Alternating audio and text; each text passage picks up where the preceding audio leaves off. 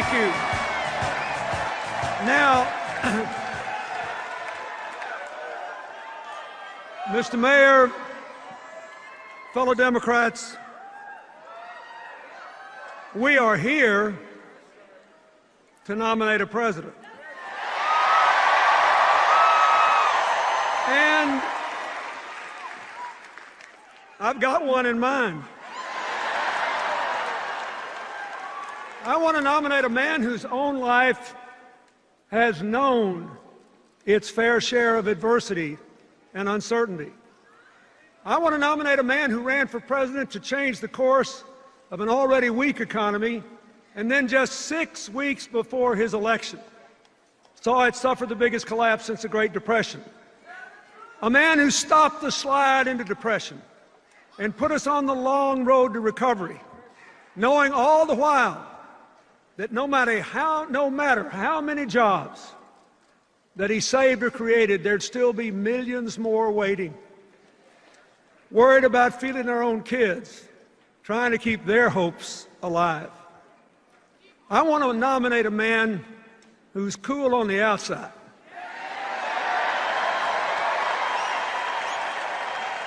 but who burns for America on the inside.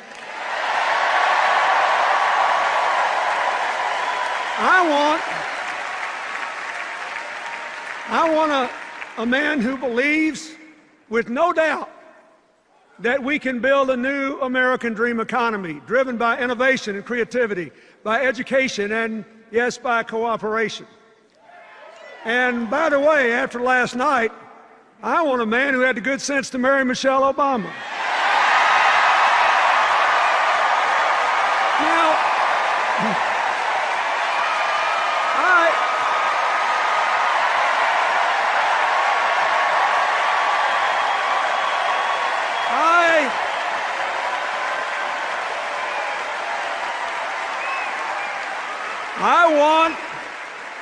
I want Barack Obama to be the next president of the United States. And I proudly nominate him to be the standard bearer of the Democratic Party. Now, folks, in Tampa a few days ago, we heard a lot of talk about how the president and the Democrats don't really believe in free enterprise and individual initiative, how we want everybody to be dependent on the government, how bad we are for the economy. This Republican narrative, its alternative universe, says that every one of us in this room who amounts to anything, we're all completely self-made.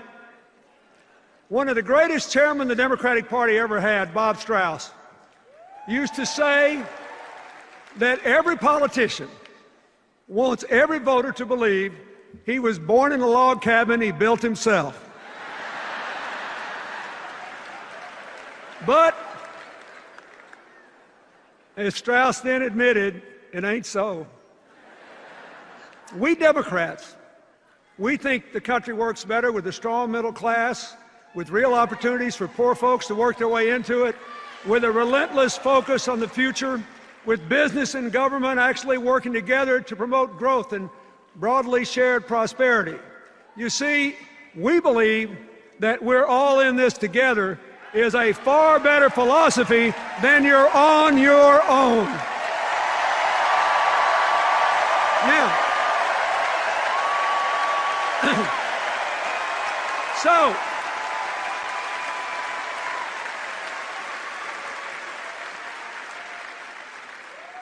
who's right?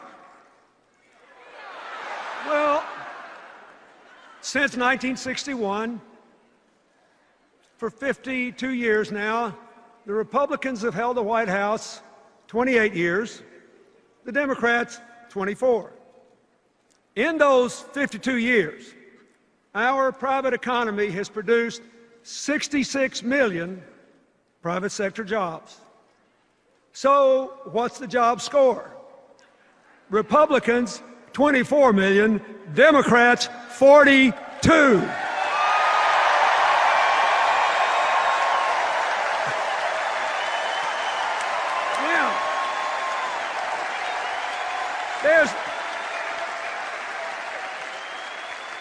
there's a reason for this. It turns out that advancing equal opportunity and economic empowerment is both morally right and good economics. Why? Because poverty, discrimination, and ignorance restrict growth. When you stifle human potential, when you don't invest in new ideas, it doesn't just cut off the people who are affected, it hurts us all. We know that investments in education and infrastructure and scientific and technological research increase growth.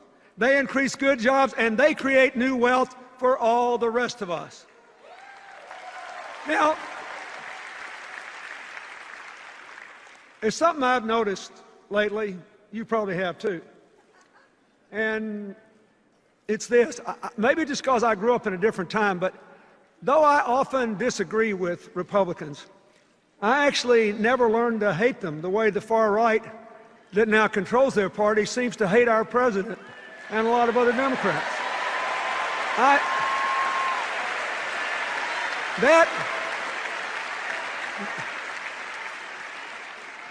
That would be impossible for me because President Eisenhower sent federal troops to my home state to integrate Little Rock Central High School. President Eisenhower built the interstate highway system.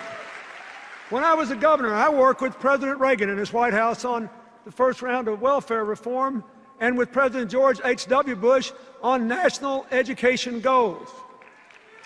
I'm actually very grateful to, if you saw from the film what I do today, I have to be grateful, and you should be too, that President George W. Bush supported PEPFAR. It saved the lives of millions of people in poor countries.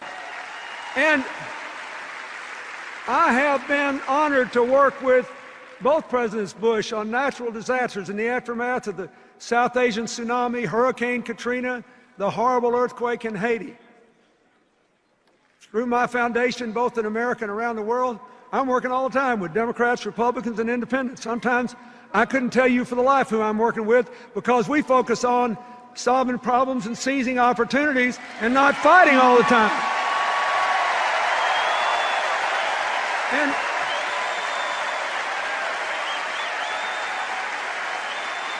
so here's what I want to say to you. And here's what I want the people at home to think about. When times are tough and people are frustrated and angry and hurting and uncertain, the politics of constant conflict may be good.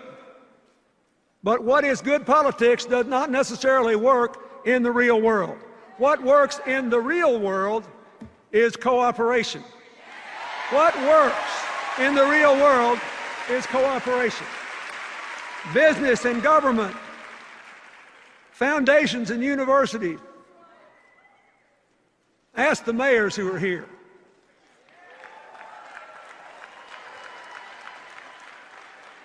Los Angeles is getting green and Chicago is getting an infrastructure bank because Republicans and Democrats are working together to get it. They didn't check their brains at the door, they didn't stop disagreeing, but their purpose was to get something done. Now, why is this true? Why does cooperation work better than constant conflict? Because nobody's right all the time, and a broken clock is right twice a day. And every one of us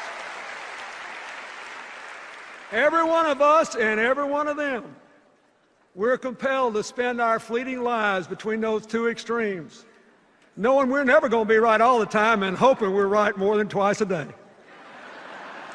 Unfortunately, the faction that now dominates the Republican Party doesn't see it that way. They think government is always the enemy, they're always right, and compromise is weakness. Just in the last couple of elections, they defeated 2 distinguished Republican senators because they dared to cooperate with Democrats on issues important to the future of the country, even national security. They beat a Republican congressman with almost 100% voting record on every conservative score because he said he realized he did not have to hate the president to disagree with him. Boy, that was a non-starter, and they threw him out. One of the main reasons we ought to re-elect President Obama is that he is still committed to constructive cooperation. Look at his record. Look at his record. Look at his record. He appointed Republican secretaries of defense, the Army, and transportation. He appointed a vice president who ran against him in 2008. And he trusted that vice president to oversee the successful end of the war in Iraq and the implementation of the Recovery Act. And Joe Biden did a great job with both.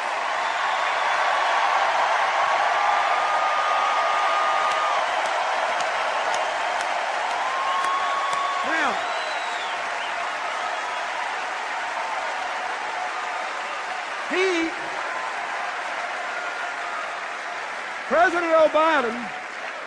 President Obama appointed several members of his cabinet, even though they supported Hillary in the primary.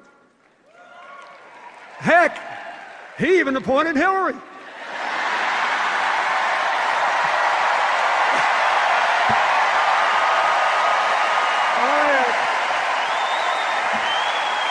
Now, wait a minute.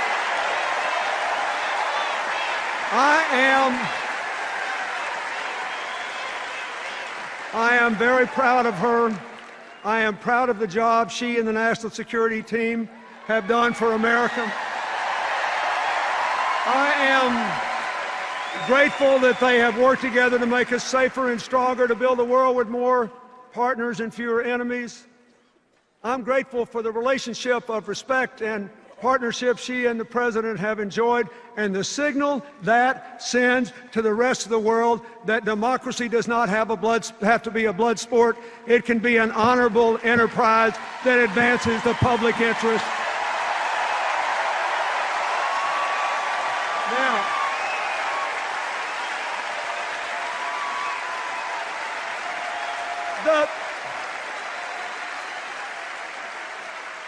Besides the national security team, I am very grateful to the men and women who've served our country in uniform through these perilous times. And I am especially grateful to Michelle Obama and to Joe Biden for supporting those military families while their loved ones were overseas. And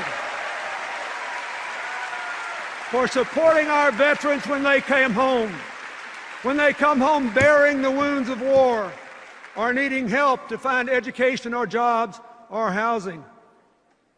President Obama's whole record on national security is a tribute to his strength, to his judgment, and to his preference for inclusion and partnership over partisanship. We need more of it in Washington, D.C.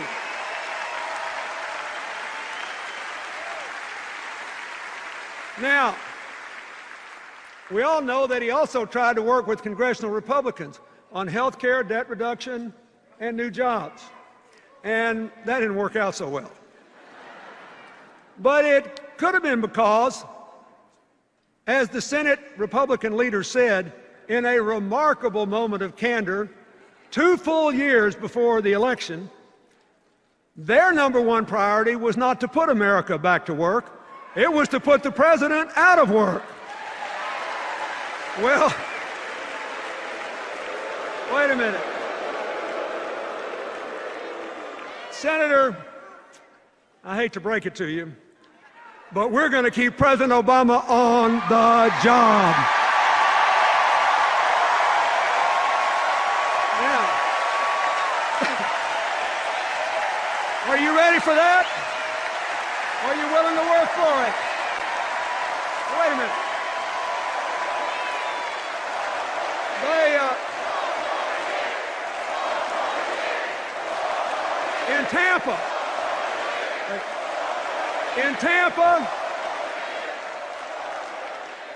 In Tampa, did y'all watch their convention? I did. In Tampa, the Republican argument against the president re-election was actually pretty simple, pretty snappy. It went something like this. We left him a total mess. He hadn't cleaned it up fast enough, so fire him and put us back in. Now,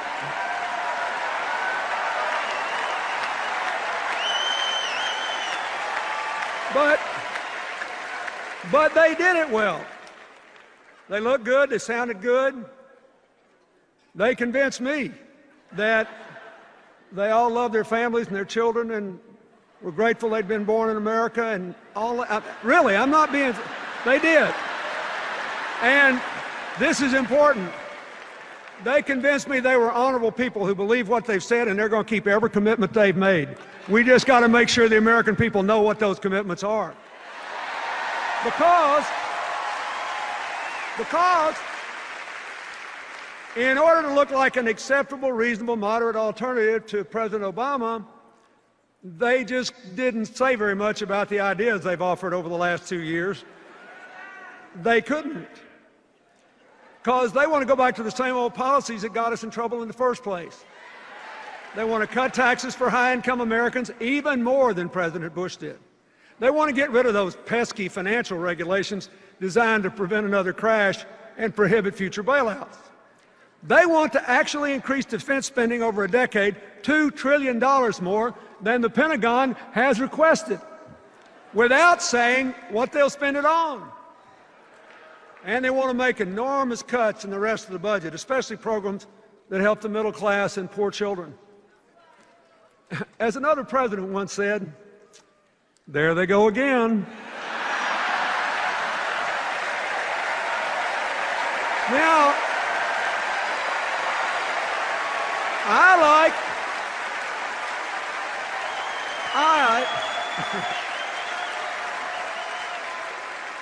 I like the argument for President Obama's re-election a lot better. Here it is. He inherited a deeply damaged economy. He put a floor under the crash. He began the long, hard road to recovery and laid the foundation for a modern, more well-balanced economy that will produce millions of good new jobs, vibrant new businesses, and lots of new wealth for innovators. Now, are we where we want to be today? No. Is the president satisfied? Of course not. But are we better off than we were when he took office? Listen to this. Listen to this. Everybody's forgotten. Everybody's forgotten. When President Barack Obama took office, the economy was in free fall. It had just shrunk 9 full percent of GDP. We were losing 750,000 jobs a month. Are we doing better than that today? The answer is yes.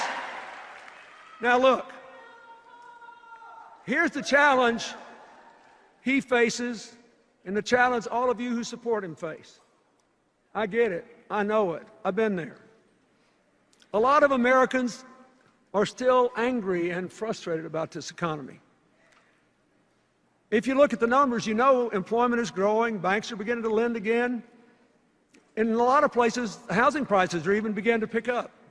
But too many people do not feel it yet. I had the same thing happen in 1994 and early 95. We could see that the policies were working, that the economy was growing, but most people didn't feel it yet. Thankfully, by 1996, the economy was roaring, everybody felt it, and we were halfway through the longest peacetime expansion in the history of the United States. But, wait. The difference this time is purely in the circumstances. President Obama started with a much weaker economy than I did. Listen to me now. No president,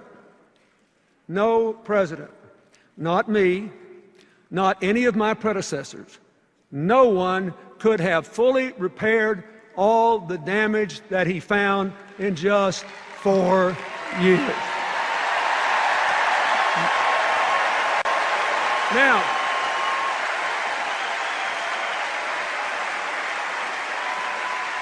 but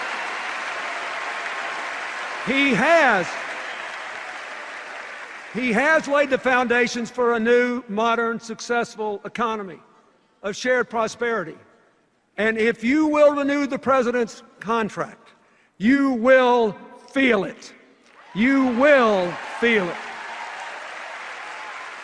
Folks, whether the American people believe what I just said or not may be the whole election. I just want you to know that I believe it. With all my heart, I believe it.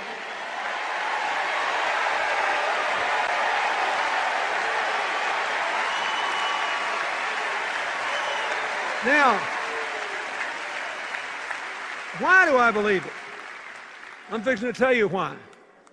I believe it because President Obama's approach embodies the values, the ideas, and the direction America has to take to build the 21st century version of the American dream, a nation of shared opportunities, shared responsibilities, shared prosperity, a shared sense of community. So let's get back to the story. In 2010, as the president's recovery program kicked in, the job losses stopped, and things began to turn around. The Recovery Act saved or created millions of jobs and cut taxes, let me say this again, cut taxes for 95% of the American people. In the last 29 months, our economy has produced about 4.5 million private sector jobs. We could have done better, but last year the Republicans blocked the president's job plan, costing the economy more than 1 million new jobs. So here's another job score. President Obama plus 4.5 million. Congressional Republicans, 0. During this period,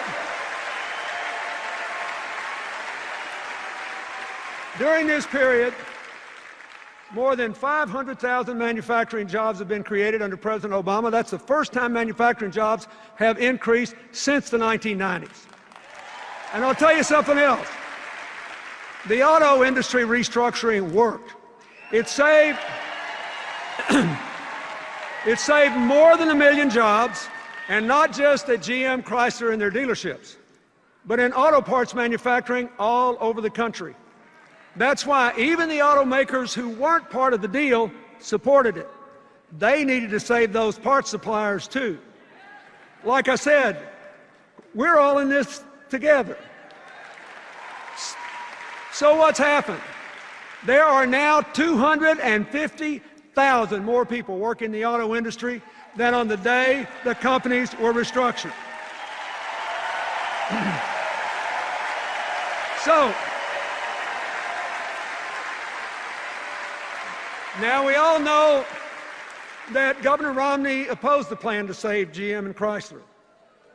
So, here's another job score. Are you listening in Michigan and Ohio and across the country? Here's another job score.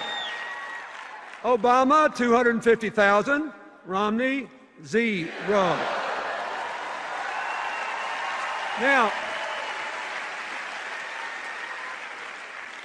the agreement the administration made with the management, labor, and environmental groups to double car mileage, that was a good deal too. It will cut your gas prices in half, your gas bill. No matter what the price is, if you double the mileage of your car, your bill will be half what it would have been. It will make us more energy independent. It will cut greenhouse gas emissions. And according to several analyses over the next 20 years, it'll bring us another 500,000 good new jobs into the American economy.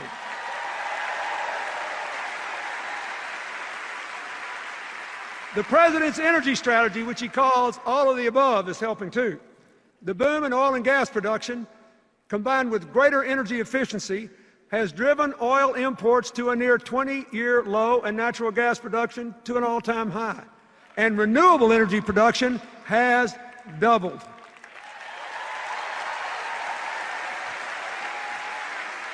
Of course, we need a lot more new jobs, but there are already more than 3 million jobs open and unfilled in America.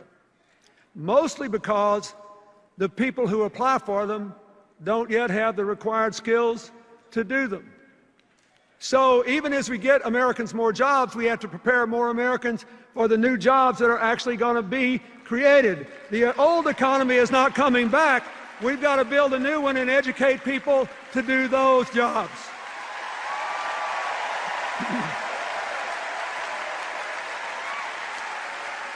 The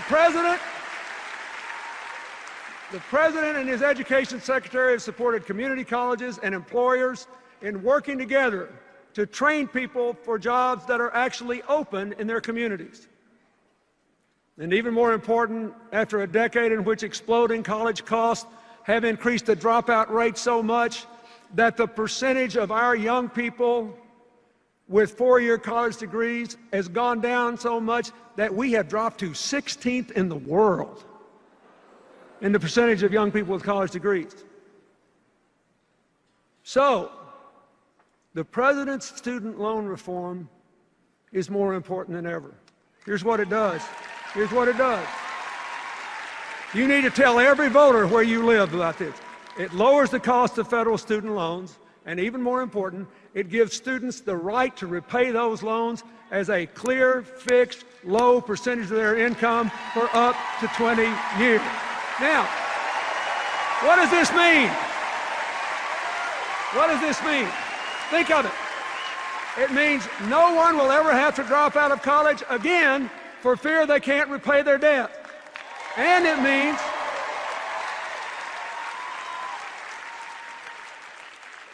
means that if someone wants to take a job with a modest income, a teacher, a police officer, if they want to be a small town doctor in a little rural area, they won't have to turn those jobs down because they don't pay enough to repay the debt. Their debt obligation will be determined by their salary. This will change the future for young Americans.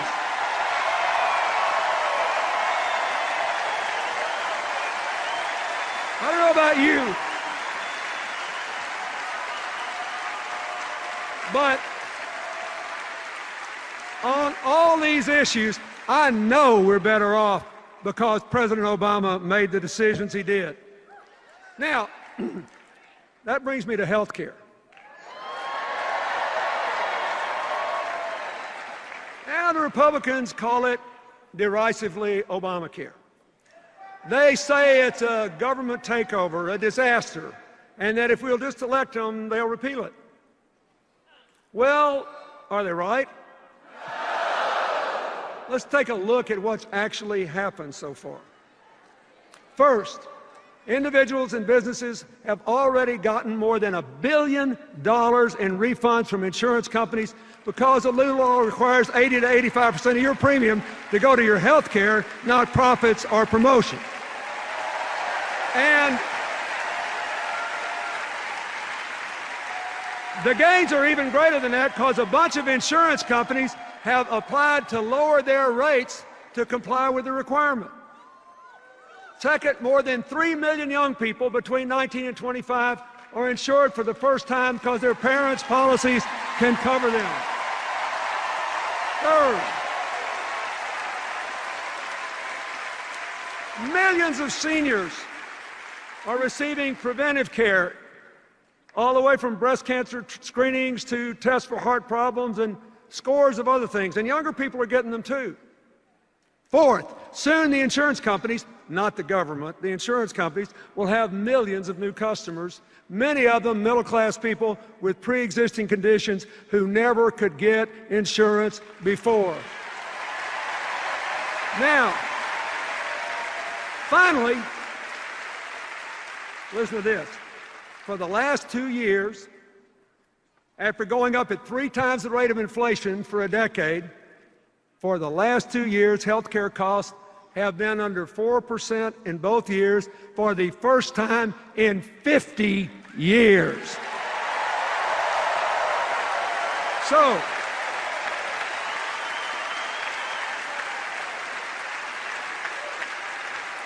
let me ask you something. Are we better off because President Obama fought for health care reform? You bet we are. Now, there were 2 other attacks on the president in Tampa I think deserve an answer. First, both Governor Romney and Congressman Ryan attacked the president for allegedly robbing Medicare of $716 billion. That's the same attack they leveled against the Congress in 2010. And they got a lot of votes on it. But it's not true. Look, here's what really happened. You be the judge. Here's what really happened. There were no cuts to benefits at all. None. What the president did was to save money by taking the recommendations of a commission of professionals to cut unwarranted subsidies to providers and insurance companies that were not making people healthier and were not necessary to get the providers to provide the service. And instead of raiding Medicare, he used the savings to close the donut hole in the Medicare drug program. And you all got to listen carefully to this. This is really important. And to add 8 years to the life of the Medicare Trust Fund so it is solvent till 2024.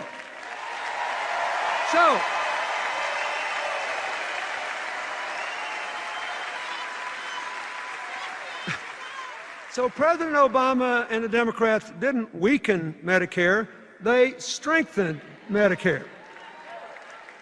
Now, when Congressman Ryan looked into that TV camera and attacked President Obama's Medicare savings as, quote, the biggest, coldest power play,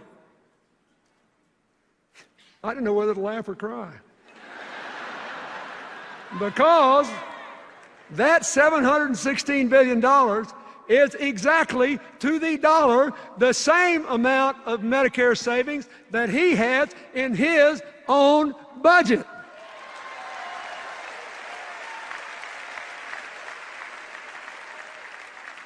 You got to give one thing. It takes some brass to attack a guy for doing what you did.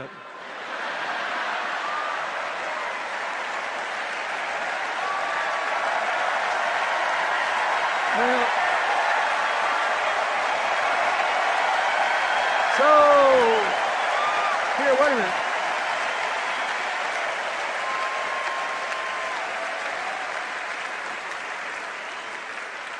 Now, you're having a good time, but this is getting serious. I want you to listen. It's important, because a lot of people believe this stuff. Now, at least on this issue, and this one issue, Governor Romney has been consistent.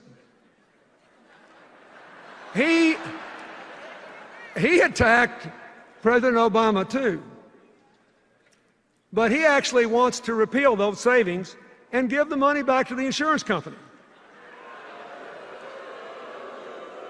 He wants to go back to the old system, which means we'll reopen the donut hole and force seniors to pay more for drugs, and we'll reduce the life of the Medicare Trust Fund by 8 full years.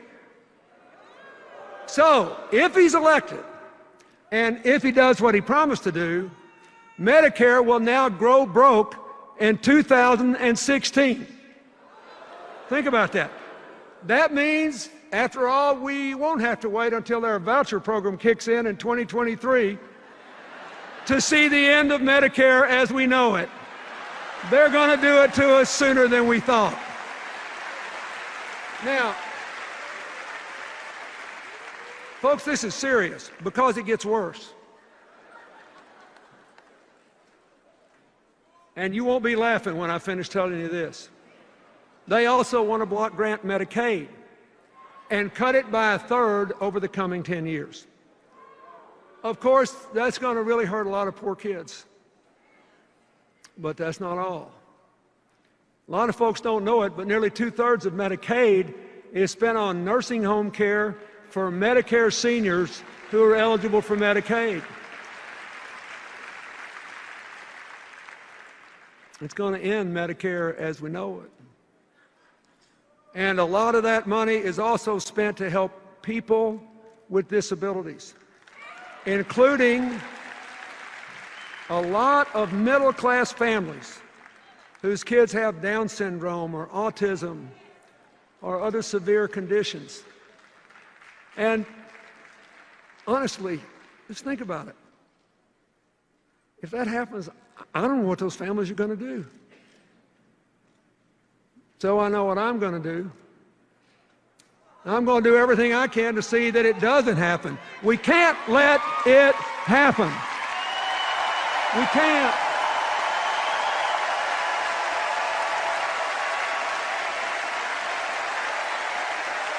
Now,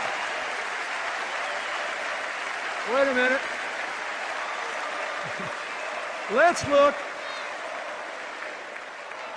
Let's look at the other big charge the Republicans made. It's a real doozy.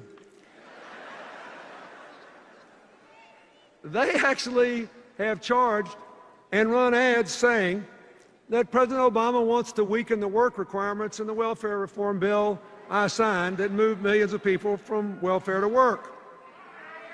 Wait, you need to know, here's what happened. Nobody ever tells you what really happened. Here's what happened. When some Republican governors asked if they could have waivers to try new ways to put people on welfare back to work, the Obama administration listened, because we all know it's hard for even people with good work histories to get jobs today, so moving folks from welfare to work is a real challenge. And the administration agreed to give waivers to those governors and others only if they had a credible plan to increase employment by 20%, and they could keep the waivers only if they did increase employment. Now, did I make myself clear?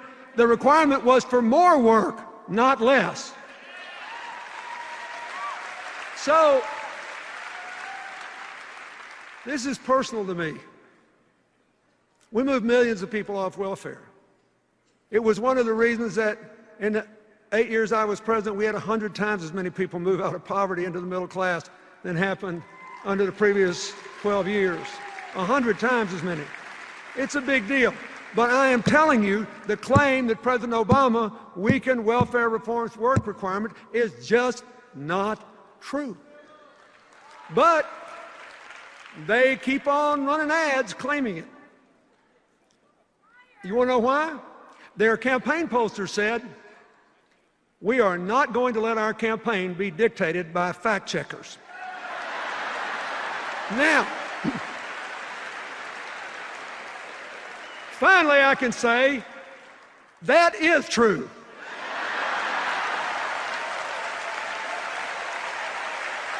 I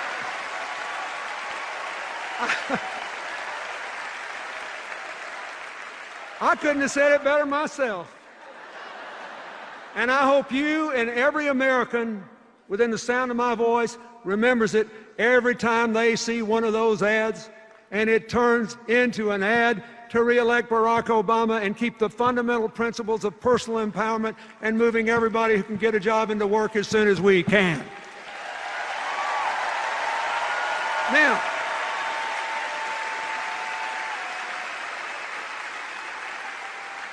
let's talk about the debt. Today, interest rates are low, lower than the rate of inflation. People are practically paying us to borrow money, hold their money for them. But it will become a big problem when the economy grows and interest rates start to rise. We've got to deal with this big long-term debt problem, or it will deal with us. It'll gobble up a bigger and bigger percentage of the federal budget we'd rather spend on education and health care and science and technology. We got to deal with it. Now, what has the president done? He has offered a reasonable plan of $4 trillion in debt reduction over a decade, with $2.5 trillion coming from, for every $2.5 trillion in spending cuts, he raises $1 in new revenues, 2.5 to 1. And he has tight controls on future spending. That's the kind of balanced approach proposed by the Simpson-Bowles Commission, a bipartisan commission. Now, I think this plan is way better than Governor Romney's plan. First, the Romney plan fails the first test of fiscal responsibility. The numbers just don't add up. I mean, consider this. What would you do if you had this problem? Somebody says, oh, we got a big debt problem, we got to reduce the debt. So what's the first thing he says we're going to do? Well, to reduce the debt, we're going to have another $5 trillion in tax cuts, heavily weighted to upper income people. So we'll make the debt hole bigger before we start to get out of it. Now, when you say, what are you going to do about this $5 trillion you just added on? They say, oh, we'll make it up by eliminating loopholes in the tax code. So then you ask, well, which loopholes and how much? You know what they say? See me about that after the election. I'm not making it up. That's their position. See me about that after the election. Now, people ask me all the time how we got 4 surplus budgets in a row. What new ideas did we bring to Washington? I always give a one-word answer. Arithmetic.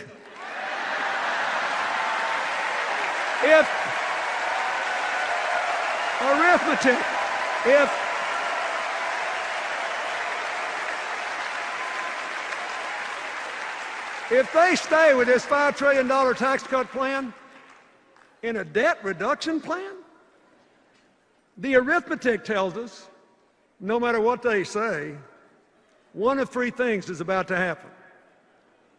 One, assuming they try to do what they say they'll do, cover it by deductions, cutting those deductions. One, they'll have to eliminate so many deductions, like the ones for home mortgages and charitable giving, that middle-class families will see their tax bills go up an average of $2,000, while anybody who makes $3 million or more will see their tax bill go down $250,000. Or, 2, they'll have to cut so much spending that they'll obliterate the budget for the national parks, for ensuring clean air, clean water, safe food, safe air travel. They'll cut way back on Pell Grants, college loans, early childhood education, child nutrition programs, all the programs that help to empower middle-class families and help poor kids.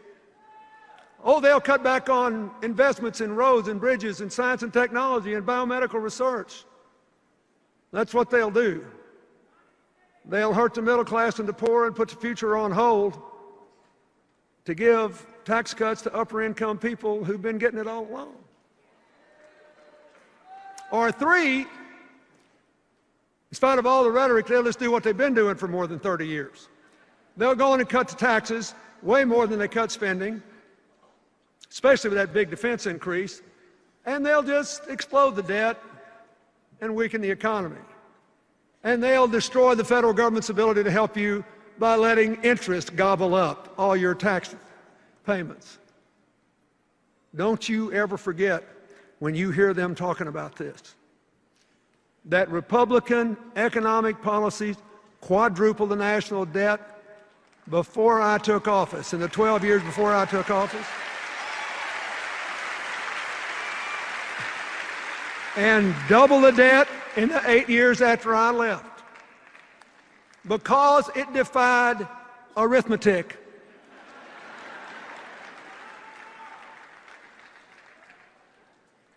It was a highly inconvenient thing for them in our debates that I was just a country boy from Arkansas, and I came from a place where people still thought 2 and 2 was 4. It's arithmetic. We simply cannot afford to give the reins of government to someone who will double down on trickle down. Now, think about this. President Obama's plan cuts the debt, honors our values, brightens the future of our children, our families, and our nations. It's a heck of a lot better. It passes the arithmetic test, and far more important, it passes the values test. My fellow Americans, all of us in this grand hall, and everybody watching at home, when we vote in this election, we'll be deciding what kind of country we want to live in. If you want a winner-take-all, you're on your own society, you should support the Republican ticket. But if you want a country of shared opportunities and shared responsibility, we're all in this together society, you should vote for Barack Obama and Joe Biden. If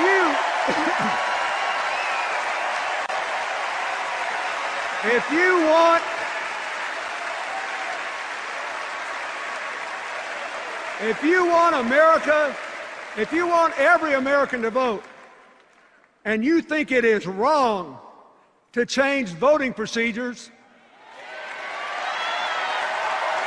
just to reduce the turnout of younger, poorer, minority, and disabled voters, you should support Barack Obama.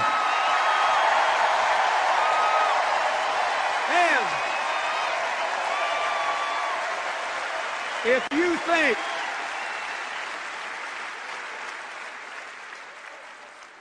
if you think the president was right to open the doors of American opportunity to all those young immigrants brought here when they were young so they can serve in the military or go to college, you must vote for Barack Obama. If you want a future of shared prosperity, where the middle class is growing and poverty is declining, where the American dream is really alive and well again, and where the United States maintains its leadership as a force for peace and justice and prosperity in this highly competitive world, you have to vote for Barack Obama. Look,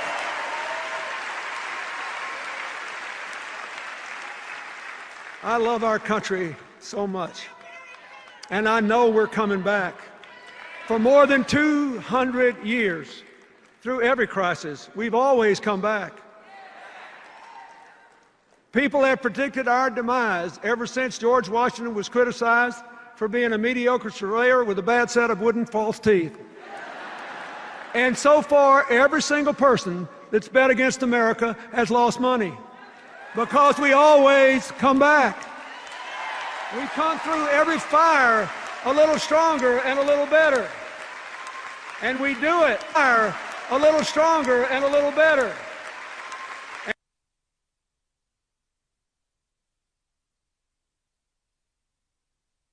And we do it because in the end we decide to champion the cause for which our founders pledged their lives, their fortunes, their sacred honor. The cause of forming a more perfect union. My fellow Americans, if that is what you want, if that is what you believe, you must vote and you must re-elect President Barack Obama. God bless you, and God bless America.